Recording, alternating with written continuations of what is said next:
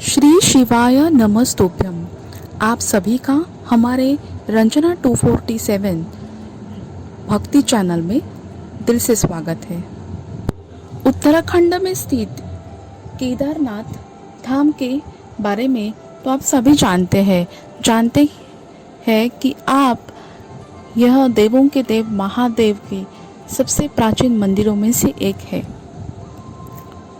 ये मंदिर भोलेनाथ के ज्योतिर्लिंगों में से एक है। ज्योतिर्लिंग का अर्थ होता है जिस शिवलिंग में स्वयं भगवान शिव की ज्योति विद्यमान है। क्या आपको पता है कि केदारनाथ को जागृत महादेव भी कहा जाता है? जागृत महादेव केदारनाथ को ही क्यों कहा जाता है, इस बारे में एक सत्य घटना है।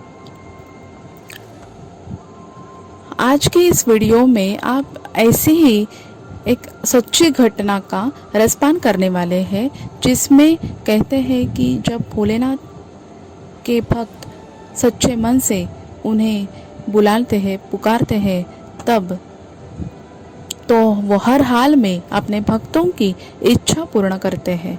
अगर भक्त को उनसे मिलने की इच्छा हो तो वो किसी न किसी रूप में आकर उन्हें दर्शन ज़रूर देते हैं। इससे पहले मैं आपको बता दूं कि आप हमारे इसी चैनल पर श्रावण मास की कथाएं ज़रूर देखें और इस पूरे श्रावण मास में आप श्रावण मास की कथाएं ज़रूर सुनिएगा। आज की कथा एक सच्चे शिव भक्त की कथा है और ये जो घटना है ये घटित हुई थी केदारनाथ धाम में। बहुत समय पहले की बात है, जब हमारे देश में बस और ट्रेन की अच्छी सुविधा नहीं थी। लोगों को पैदल ही सफ़र करना होता था। जो लोग आर्थिक रूप से सक्षम नहीं थे वो तो पैदल ही यात्रा करते थे, बल्कि धनवान लोग बैलगाड़ी या घोड़े के सहारा लेकर यात्रा किया करते थे। उसी समय एक अत्यंत निर्धन शिव भक्त ने भी भगवान केदारनाथ ज्योतिर्लिंग के दर्शन लेने का प्रण लिया और पैदल ही अपनी यात्रा प्रारंभ की। रास्ता तो पता नहीं था, तो रास्ते में जो लोग भी मिलते उन्हीं से वो केदारनाथ धाम की ओर पूछ कर आगे बढ़ने लगा। मन में भगवान शिव के दर्शनों की बहुत इच्छा थी। भगवान शिव का परम भक्त था। घर पर वो भी भगवान शिव की नियमित रूप से पूजा अर्चा किया करता था। जब वो अपने घर से निकला तब वो अपने घर से काफी दूर तक आ गया। केदारनाथ धाम बहुत ही दूर था। सफर करते करते उस परम शिव भक्त को 2 महीने बीत गए। रास्ते में भूखा प्यासा थका हारा निरंतर चलता रहा। जहाँ कहीं मांगने पर जो भी कुछ मिलता उसे ही प्रेम से खाया करता था और भगवान शिव ने ध्यान लगाया था। जब वो केदारनाथ पहुंचा तब उस समय बहुत बर्फ पड़ रही थी और ऐसा लग रहा था कि मंदिर बंद है और वहाँ पर कोई भी नहीं है। ये भी आप बात भी जानते होंगे कि केदारनाथ धाम के मंदिर के द्वार 6 महीने के लिए खुलते हैं और 6 महीने के लिए बंद रहते हैं। कारण क्योंकि वहाँ पे सर्दी के मौसम में भीषण ठंड पड़ती है और बर्फ भी बारी इतनी होती है कि किसी भी प्राणी का जीवित बचना बिल्कुल असंभव होता है। एक तो 2 महीनों की सफ़र की थकान, भूखा प्यासा और वह परम भक्त किसी तरह से वो केदारनाथ के धाम पर पहुंचा और उसने देखा कि बर्फ गिरने लगे हैं और ठंड की शुरुआत हुई थी। उसने देखा कि मंदिर के पुजारी मंदिर का तट बंद करके अपने घर जाने की तैयारी कर रहे थे। वो तुरंत अपने अंदर सारी शक्ति समेट कर किसी तरह पुजारी के पास पहुंचा और पुजारी के पास पहुंचने पर तब तक उन्होंने मंदिर का तट बंद कर चुके थे। उसने पुजारी से एक आखिरी विनती की कि एक बार मुझे केदारनाथ महादेव के दर्शन की करने दीजिए। बहुत दूर से यहाँ तक यात्रा करके कष्ट लेकर पहुँचा हूँ, किसी प्रकार मुझे भगवान शिव के दर्शन करा दीजिए। लेकिन पुजारी जी ने उससे कहने लगे कि अब बेटा, अब तो मंदिर के तट बंद हो चुके हैं, अब 6 महीने के बाद ही खुलेंगे। एक काम करना कि आप 6 महीने के बाद ही आ जाना बेटा। तो एक काम करना, अब मंदिर के तट तो बंद हो चुके हैं, ऐसे में 6 महीने के बाद ही पूरे विधि विधान के साथ ही ये मंदिर के तट खुल सकते हैं और इसके बाद ही बाबा शिव के आप दर्शन कर सकते हैं। ये पुजारी की बातें सुनकर उस शिव भक्त की आंखों में बहुत आंसू आ गए, बहुत दुखी हो गया मन ही मन। उसने सोचा कि इतने महीनों की कठिन तपस्या करके, भागदौड़ करके यहाँ पहुँचा और यहाँ आने के बाद उसे बाबा के दर्शन नहीं हुए, बहुत बड़ा दुखी हुआ। उसने फिर से पुजारी से आग्रह किया और पैर तक पकड़े, गिड़गिड़ाया, महाराज मैं बहुत दूर से आया हूँ, मुझ पे कुछ तो कृपा कीजिए, बस मुझे एक बार शिव जी के दर्शन करा दीजिए। मैं 2 महीने से पैदल चलकर यहाँ तक पहुँचा हूँ, किसी तरह आप मुझे दर्शन दीजिए करके बहुत गिड़गिड़ाया। जगह जगह रुककर किसी तरह जगह जगह पे रुककर मैं यहाँ तक पहुँचा हूँ, मुझे एक बार बाबा के दर्शन तो करा दीजिए।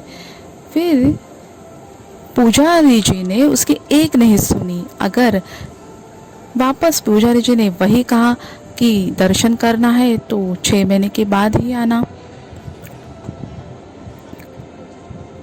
और वापस नहीं जा सकते तो यही 6 महीने रुक जाओ। लेकिन याद रखना, इस ठंड और बर्फ में तुम यहाँ पर एक रात भी नहीं रह पाओगे, इसलिए अगर जीवित बचना चाहते हो तो वापस लौट जाओ। यदि जीवित रहोगे तो दोबारा से आकर दर्शन कर सकते हो।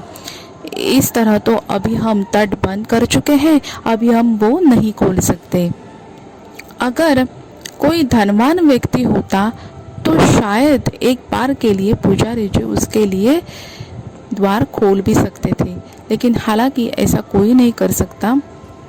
फिर भी वह व्यक्ति बहुत निर्धन था, इसके लिए कौन मंदिर का तट खोल सकता था। पुजारी जी ने उसे जाने के लिए कह दिया। उधर पुजारी जी भी चले गए। पुजारी जी के जाने के बाद वह निर्धन शिव भक्त बहुत ही उदास दुखी होकर मंदिर के बाहर ही बैठकर रोने लगा।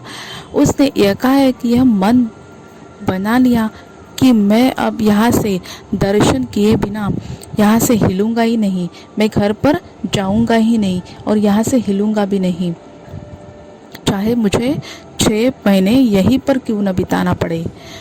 उसे अपने महादेव पर पूरा विश्वास था।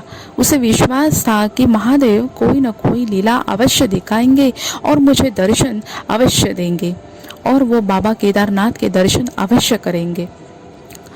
मन में ऐसा निश्चय करके उसने इतना पक्का निश्चय कर लिया था, यह सोचकर उसने मंदिर के बाहर ही रुकने का प्रण ले लिया।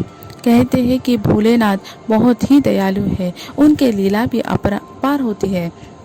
अब वह भक्त महादेव के दर्शन के बिना मान ही नहीं रहा था। कहते हैं कि भगवान तो बहुत बड़े दयालु हैं कि अपने भक्तों के पुकार पर वो तुरंत ही दौड़ के चले आते हैं। केदारनाथ धाम की बर्फीली इतनी बर्फ पड़ी थी वहाँ पे, इतनी ठंड में वह शिव भक्त मंदिर के बाहर बैठा हुआ भगवान शिव के ध्यान कर रहा था। चारों तरफ बर्फ पड़ रही थी, उसके भी हाथ पैर ठंड के मारे जमने लगे। कड़कड़ाती हुई ठंड में वह बस भगवान शिव का ध्यान करता रहा। रात हो गई और बर्फ की ठंड और ही बढ़ गई। उसका हाथ पैर, उसका शरीर सुन्न हो गया। इतनी ठंड थी कि उस जगह पर कि किसी भी मनुष्य को उस जगह पर एक पल भी रहना बहुत मुश्किल था, लेकिन वह शिव भक्त वहीं पर रह गया। उसने बस सोच लिया था कि बिना दर्शन किए अगर मेरी मृत्यु भी हो जाती है तो भी मैं यहाँ से हिलूंगा नहीं, और यही इच्छा लेकर वो वहीं बैठा रहा। जब हमारे मन में भगवान के प्रति अगर अटल विश्वास होता है तो चाहे कितनी भी मुश्किलें क्यों ना आए, हम वहाँ से हिलते नहीं और विश्वास भी हमारा डगमगाता नहीं है। कहते हैं कि भगवान भोलेनाथ किसी न किसी रूप में आकर हर मुश्किल से हमें उबार ही लेते हैं। तो वह भक्त भी इसी तरह वहाँ बैठा रहा। रात हो गई।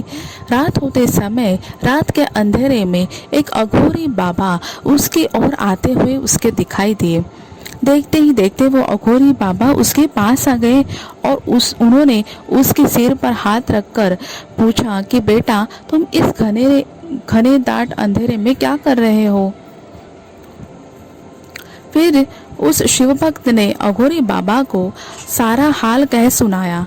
अघोरी बाबा ने सुना तो कहने लगे कि बेटा, तुम निराश मत हो, मंदिर के द्वार भी खोलेंगे और तुम बाबा के दर्शन भी जरूर कर पाओगे। फिर उन अघोरी बाबा ने उस भक्त से कहा कि बेटा, तुम थक गए होंगे, एक काम करो, मेरे पास थोड़ा भोजन है, उसे खा लो और आराम कर लो। तुम्हें ठंड भी लग रही है, इतनी तेज बर्फ पड़ रही है, तो मैं तुम्हारे लिए थोड़ी आग जला लेता हूँ, तो तुम आग को तक लेना। जब अघोरी बाबा ने उसने लाए हुए उनके खाने में से थोड़ा खाना उसे खिला दिया और वो तृप्त हो गया। बाबा ने आग जलाई, शिव भक्त ने आग तप ली। शिव भक्त बहुत थक गया तथा उसने खाना खाया और आग की गर्माहट के सामने जाने कब उसकी आग लग गई, उसको पता ही नहीं चला। दूसरी सुबह जब उसकी आँख खुली, सूरज की पहली किरण जब उसके आँखों पर पड़ी, तब सूरज की रोशनी से उसकी आंखें खुली। आँख मलते हुए वो इधर उधर देखने लगा। उसने देखा कि अघोरी बाबा तो है ही नहीं और बर्फ भी साफ हो गई। अब वो भयानक भीषण बर्फ वाली ठंड उसे नहीं लग रही थी और ऐसा लग रहा था कि जैसे ये मौसम भी सर्दियों का न हो। उसे आश्चर्य हुआ कि केदारनाथ धाम में तो लगातार 6 महीने लगातार बर्फ ही पड़ते रहते हैं, तो लेकिन अचानक ये क्या हो गया। कुछ ही देर बाद उसने देखा कि वह बहुत हैरान था। उसे समझ ही नहीं आया कि ये क्या हो गया। थोड़ी देर उसने देखा कि मंदिर के पुजारी जी अपने साथियों के साथ मंदिर के ओर ही चले आ रहे हैं। जब पुजारी जी मंदिर के पास पहुंचे, जो शिव भक्त ने बड़ी जिज्ञासा से शिव भक्त से पूछा। शिव भक्त ने बड़ी जिज्ञासा से पुजारी से पूछा कि मंदिर के तट आज ही खुल जाएंगे? तो पुजारी जी ने बोला कि हाँ बेटा, आज ही खुल जाएंगे। सारे भक्तजन बाबा केदार के दर्शन भी कर सकेंगे। पुजारी जी उस भक्त को पहले तो पहचान ही नहीं पाए। उस शिव भक्त ने कहा, पुजारी जी 6 महीने बाद, लेकिन आप तो कल ही मंदिर के द्वार बंद करके गए थे। ऐसा सुनते ही पुजारी जी ने अपने दिमाग पर जोर डाला और कहा, तुम तो वही हो ना जो 6 महीने पहले भगवान केदार जी के दर्शन करने आए थे, लेकिन उस समय मंदिर के तट तो बंद हो चुके थे। तो उस भक्त ने कहा, हाँ पुजारी जी, वो तो मैं ही हूँ, लेकिन मैं 6 महीने पहले नहीं, मैं तो बल्कि कल ही यहाँ आया था और रात में मैं मंदिर के द्वार पे यही सोया था और आज आप इतनी जल्दी आ गए।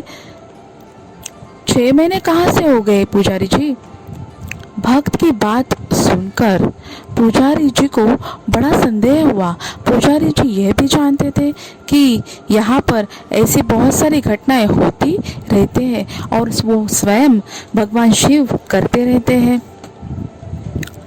उस भक्त की बात सुनकर पुजारी जी को खुद संदेह हुआ। उन्होंने उसे पूछा कि बेटा बताओ तो रात में तुम्हारे साथ क्या हुआ था।